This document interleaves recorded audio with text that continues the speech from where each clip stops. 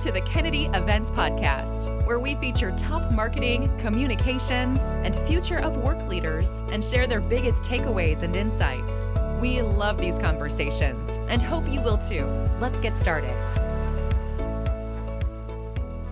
Welcome to the Kennedy Events Podcast. I'm your host, Paige Buck. Past guests include Pam Perez of the Chase Center, Julie Liu of AvePoint, and Elaine Honig of Studio 440. Today, I am delighted to have Carol Galle, the co-founder, president, and CEO of Special D Events, a national meeting and event management agency. She has also launched two industry organizations, the Detroit Events Council and University Event Planners, and is a frequent contributor to industry publications. Most recently, she was named by BizBash magazine as one of 100 most influential people in the events industry. Before I dive in with Carol, today's episode is brought to you by Kennedy Events. We create stress-free conferences and events, providing expert management and design for all your corporate event needs, from in-person to hybrid and virtual. And you can learn more about us at kennedyevents.com. So Carol, hi. Hi, great to see you, Paige. Great to see you. And I feel like I'm amongst industry royalty when you make that BizBash 100 list. Ah, fun. Did they send you a crown? Do you get a crown? A very small one, right? It's something in my signature of my email now. I can just put that in there. So. Ooh, a little logo lockup. Even Yes. That's just as good as a crown. So tell me a little bit about how you got started. What were the early days of your career look like? How did you come to start your company? Sure. So I'm really grateful for the experiences I had. My original education and intent for a career was to be a journalist. So I was going to school for that. But at the same time, I was working for General Motors and I was in their education training department.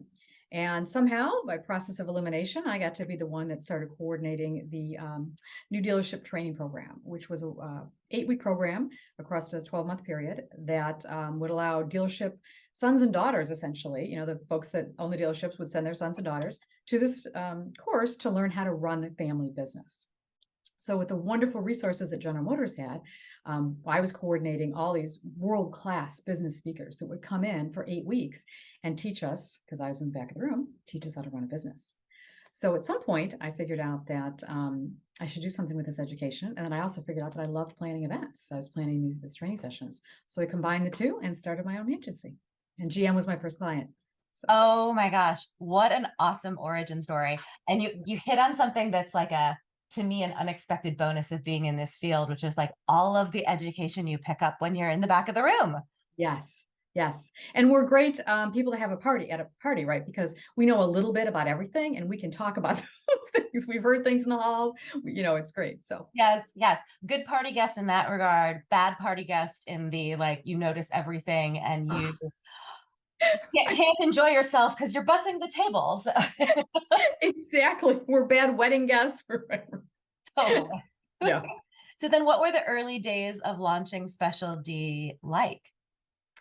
So I actually knew that I had the marketing and the events background, but I didn't really have the finance and HR, and I felt like I needed that. So I ended up enlisting a coworker of mine, and we shook hands over a Coney Island hot dog. And if you know from Detroit, you know what that is. And we decided to both jump in and do this business. So we started off out of her home, and in about 90 days, we were so successful, we realized already that we needed to get office space. So we moved out and, and started our own office. And it was great. It was honestly, I feel like there's a low barrier to entry to our business. I always look at the people who open restaurants or things, and I'm so impressed with the commitment and the debt and everything that goes into it. But I feel like, planning, it was a pretty low lift to hop in there and at least at that point, and make a success of it. So a little bit of magic skills.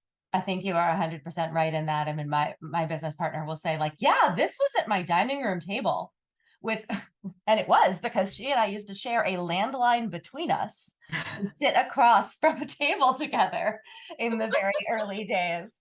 And and then you just, you figure the rest out as you go, right? Absolutely. Lots of mistakes, but you learn from them and go on.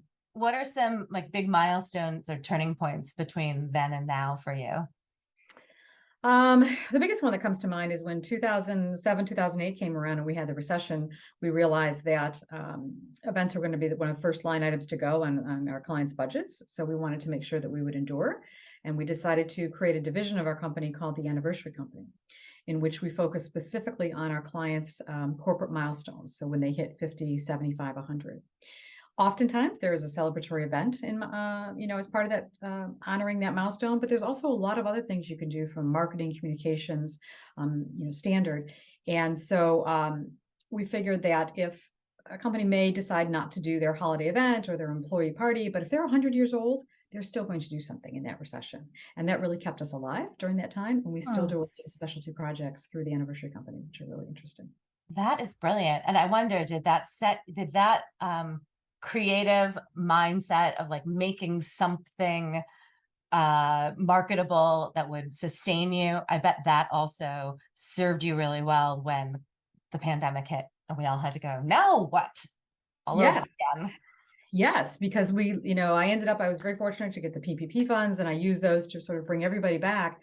And I split the company in two and said, okay, half of you are going to go off and figure out what kind of events can we do? Can we do them virtually? Can we have that as a stream of revenue?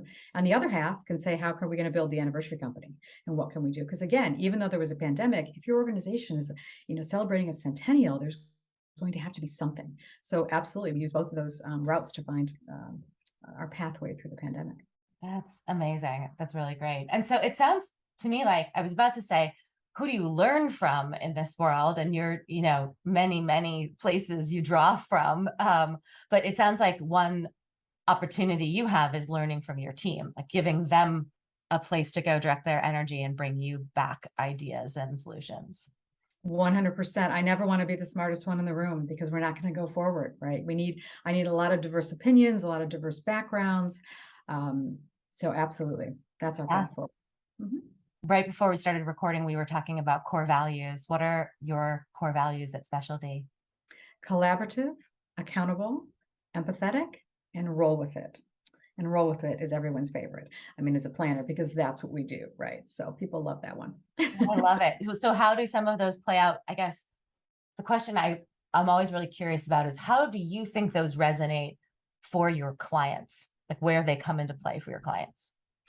I think particularly with the role or the core value of empathetic, we really believe in attendee focused event design. So it is what's important to you and your role and your boss, but it's also really what's important to the person in that seat. And are we being empathetic to them? Are we thinking about, what's the right adult learning principles to consider? Are they going to be able to consume all this content in a short time?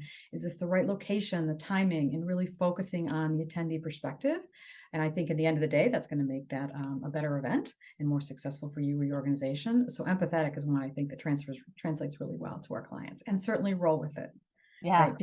If the only constant is change, particularly in the event world, and we are the ones that figure it out, right? Oh, yeah. We feel the fear and we just figure it out. And that's what everyone can count on us for. It's like, they're freaking out and we're like, yes, we got it. We don't know how, but we got it. Exactly. In the early days of COVID, in the mid stages of COVID, when we're like, we have a solution, we were trying to express like, we are only 15 feet further down the path than you. Like, yeah. But we have a flashlight. We have a little hand-drawn map. It's all we got. But you're coming to us just because we can see a little further down the path. Not we've got it all figured out, but we're gonna figure it out together. Yep. And we've made the investment to crowdsource the solutions, right? Because when we started doing virtual events, for instance, the last thing I wanted to do was go out there and promise something that we really weren't sure we could deliver, even if we know that was needed. So one of the first things we did was invest in the Event Leadership Institute in their virtual event and meeting management program. And I had everybody certified, senior management on down, so that we really could confidently go out there and say, yes, we can do this virtually. So we used them as our flashlight, I guess, too. Yes. I feel like Event Leadership Institute I've known of and had on my radar and, for a long, long time, but only just appreciated what an amazing asset it is for our industry. Yeah, I think they do a great job of, really balancing the practical knowledge and the academics, because at the end of the day, we need to get our job done too. So there's a little bit of, we just need to do it. Yes. At some point, you have to just dive into the deep end of the pool. Right. Yeah. Yep. Well, we were talking about core values. Do you ever use them as a lens to measure your clients by, like whether they are a match for you. Yes, absolutely. We do. We had to make a really tough decision earlier this year to terminate a relationship with a client because of that. It just, at the end of the day, it wasn't a good match. And Yeah. certainly we use it to hire people and, to gauge their performance. So it's very much a part of who we are. Yeah, it's really threaded through everything. Yep. What makes like an absolute gem or delight of a client or project for you? We always say it's someone that understands that it takes time to plan events. I mean, it takes, overnight we can do it. It's not good, right? It's the right amount of time to plan. Someone that is a decision maker, ideally, so that we're, the more people involved, the more layers of decisions, the longer it takes to plan. So, and then someone that is also empathetic and collaborative and really is focused on the attendee experience. Yeah. And I imagine you form when you're fortunate, you form really long-term relationships with these clients with like project over project, year over year. So you want it to Yes. be mutually beneficial and warm. Absolutely. We're an extension of their staff, right? I mean, so we get to know them. And so we've been in business over 30 years, and our longest client relationship, I believe, was 24 years. So Wow. it becomes a marriage if you do it right. And you Yeah. have to work like any marriage, but So you're based in Detroit and we are based here in the Bay Area. And even though we both can and do produce national events, and I imagine we occasionally internationally, I don't know if that's true for you as well, but it sounds like you also look at or sometimes have the lens or the context of the place where you came from. So you had the auto industry as your background and your first client. And I imagine that for you in like 07, 08, that was one of the reasons why that was also particularly hard, because your industry and your region were so shaken by that downturn. Are there other ways that Detroit has shaped you and your team and your perspective that you could share? if you haven't heard the phrase Detroit hustles harder, that is something that we Oh, say all the time here. Detroit love hustles it. harder. And I think that going back to collaborative, I think the Detroit area we value connections and we lean on each other. So I think that collaborative spirit of Detroit certainly informs the way that we do work with our clients. I love that, what I might think of as second cities or underappreciated cities are having I feel like, at least in my heart anyway, they're having a moment. I'm like, we're excited to bring a project to Milwaukee next year. And I'm like, let's do I want to go to Baltimore and Detroit and Milwaukee and Nashville and, places that I feel like the people who come from them hold incredibly dear and have a real like strong sense of place. I think it's because I live in a more transient, youthful, the Bay Area people come and go from, Yeah. Yeah. Well, I think, you think of a lot of times when you think of events, you think of resort cities, right? And Milwaukee and Detroit and things are not resort cities. But I think also that the trend is really to, when you take an event to a city, is to get out of that hotel ballroom as much as possible. It started with finding unique venues, and maybe now it's more unique tours that aren't just looking at the more traditional things. It's looking at the history of the city and why it is the way it is. So those sort of the cities with good stories that you don't always hear. That's why I think people are excited to come to Detroit. And Detroit's got some amazing stories and has had some amazing growth also for the last 10, 15 years. Yeah, you were talking about sort of attendee focused design too. And I think it's something we crave in this moment, is a sense of like a bigger sense of connection. And so when you can create that connection to place and people, Yep. that's really powerful too. Hard to do in Vegas.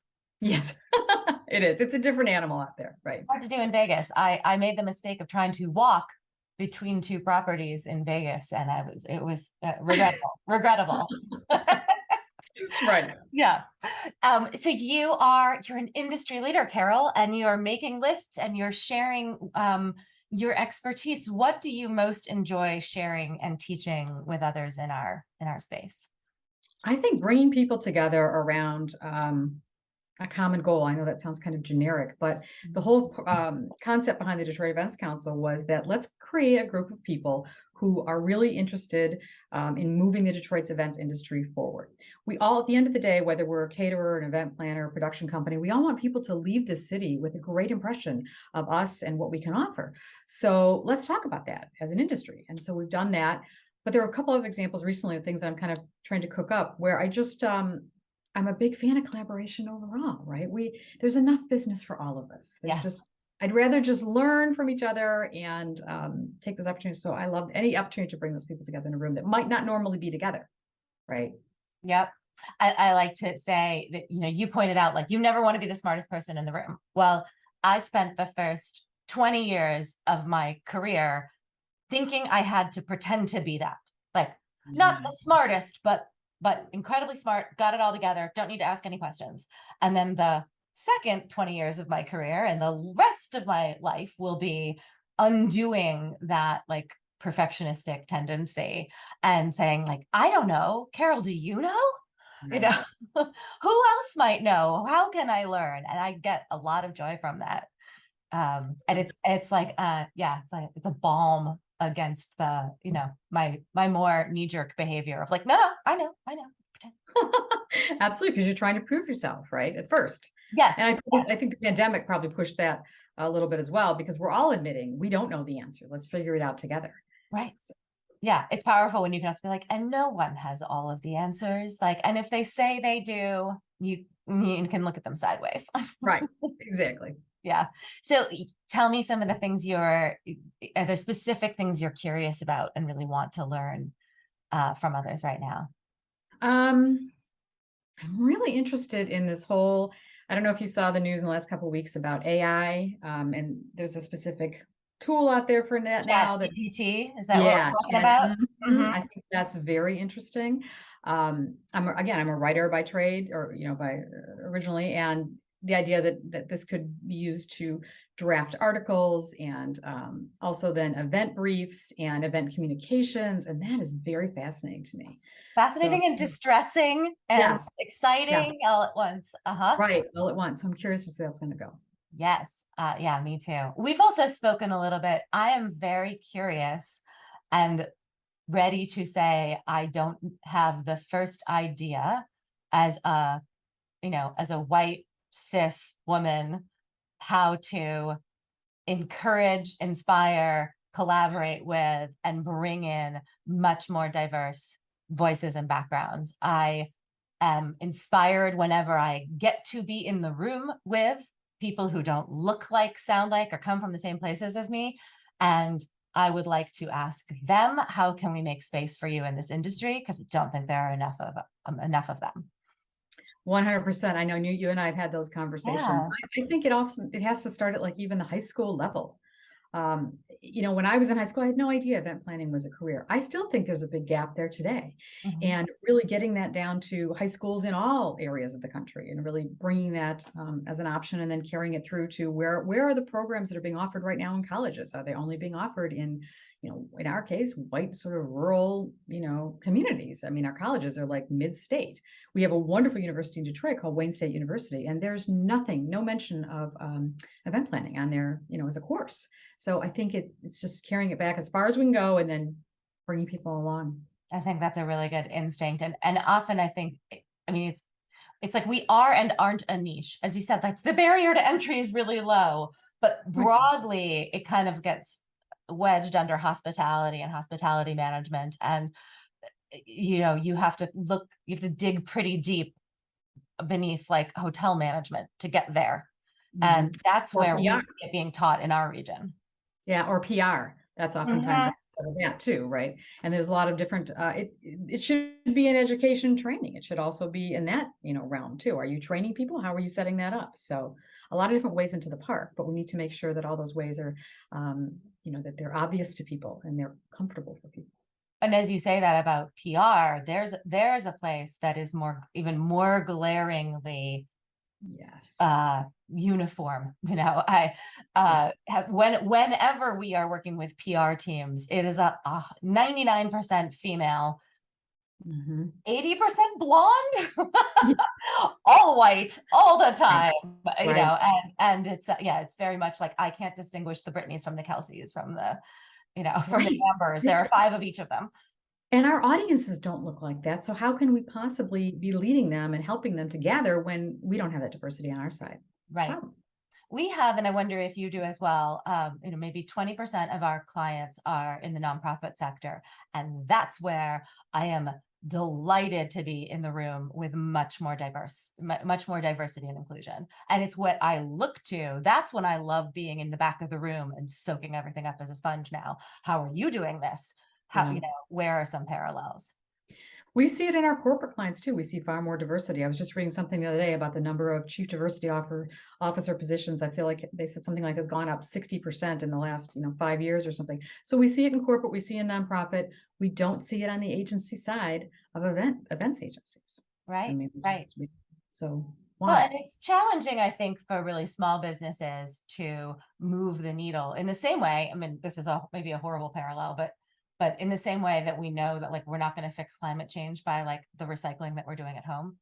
Do it by all means, keep doing it, but the solution has to come from bigger places. So I think you're right about like the very earliest moments. I think that's a really smart, and you're inspiring me to think about where I have connections in my community to support that. Mhm. I think when you look at social event planners, there's much more diversity there because they're planning in their own community, no matter what community they're part of. So I think drawing those folks in too to the corporate planning world would be helpful. Yeah, that's a really good insight. So what's challenging about this moment? And, this is automatically going to make this podcast not as evergreen, but we're not post COVID, but we are post some real hardship and some real challenges, and folks are going back to live. What are you experiencing, and what are you challenged by? Well, I think a lot of this year we were dealing with events that had been pushed down the road, right? They were supposed to happen in 20 and we kept pushing them forward. And in a lot of cases, the budget for those events was still stuck in 2019. Mm-hmm. So now we've gone through that, and there's also been inflation and changes in the economy. So I think as we start setting budgets and making plans for next year, it'll be a much more realistic scenario, which will be helpful for all of us. And still short turnarounds. I think there were a lot of people even in the beginning of this year that weren't sure, what they wanted to do, and they pushed things to the fall. So our fall was really busy, but I'm hoping that maybe next year it'll smooth out a little bit. We'll have some confidence, and hopefully that the recession will be mild if there is going to be one, and people will feel more comfortable, booking at venues and wanting to move forward. Yeah. Do you think a lot of your clients, they have a more realistic perspective now, but they're still being asked to do more with less? Like they're not being given the budget that they need? Yeah, I mean, I think that's always going to be the case. I feel like, throughout, that's just always is, and you just have to work a little harder. But, part of the ammunition I think that my clients have when they go back to senior leadership is remember what it was like when we couldn't get people in the room. Remember how we suffered, and remember how much people were so grateful and what kind of business happened once we did get them in a room. And that's why you need to put a little bit more money toward that. So Yeah. they've got more ammunition, so to speak. Do you spend much time helping as in that trusted advisor role of helping your clients make the case to their leadership? Yes. Yeah. And I think that comes from long-term relationships too, that we have with them. We understand what pushback they've received in the past, and we understand their leadership and what's important to them the longer we work with them. So it helps us be a much more trusted advisor and get them through the difficult questions to ask and difficult questions to make. For sure. So I'm curious to hear about some folks you admire in our profession. So we were talking about Event Leadership Institute, and definitely Howard Givner, who founded that. I just am a big fan of him and respect that. Rafat Ali is another person that I follow on LinkedIn. And we talked about Adrian Seeger earlier. Again, I love, reading what he has to say. We had a really unusual experience a few years ago. It was just a wonderful experience where we had a client that said, look, we really want to look down the road with event management and as far as adult learning and communications around events. And we want to know what the absolute best practices out there. So they engaged us to do a year-long study and produce a white paper in which we got to interview like 25 different people around the world in the different areas of like event design and communications around events and adult learning, and just met a lot of really interesting people. And Adrian was one of them. We interviewed him at that point. So many passionate people in our industry. It's hard to choose, right? So true. And one of the things I love about Adrian is he is, I wonder how much he feels like Sisyphus pushing a rock uphill perpetually, because there are so many people who give him incredible credit for his perspective on, the way we're doing this isn't working. The way you're doing it isn't working. No Right. one wants this. And yet everybody says, you're absolutely right. And then keeps on doing it. Exactly. Yep. Martin Van Ness is another one who coined the term meeting architect or meeting architecture, and love him. And I think for years he's been saying, look, meeting planners can and should have a stronger role and a bigger, a more strategic role in an organization. We represent things that we produce things that are the face of your organization, right? Let's talk about the strategy behind it. Let's just not put the check in the box and say we held this meeting. And he's been same thing, making those types of suggestions for many years. So I think you're really fortunate to have a client who anticipated and saw the value of that and wanted that information instead of like, thank you very much. We know no one's going to listen. La, la, la. I'm just going to keep doing it the way we're doing it. I don't know how often you experience clients coming to you saying, we want to do something different with a lot of space for learning and lots of opportunity for connection. And you start going down the unconference or the really like open structured thing, only to have it slowly mission creep right back to something everybody else recognizes. Preserve the breaks, preserve the break times, right? I mean, people need a moment to process, to take care of bodily functions, to check their email, whatever. And if you don't give them that time, they're going to find the time in the room. They're going to stop paying attention, and so you start off with 30 minutes and then someone says, well, what if we add the speaker, we could do 20 minutes. And next thing you know, you have 15 minutes and people are running back and forth. And that does not serve the attendee, which at the end will not serve your meeting objectives. Right. And I feel, if anything, this fall, folks learned by doing that even where they'd created spacious breaks, people were so delighted to be with one another and learn. Like, yep, you've got the right people in the room. And you know what they want to do? They want to talk with one another. Yes. So by, midday, the second day, you've got no one in the plenary and everyone in the lounge, and you just had to embrace it. Yeah. Right. This is what people want.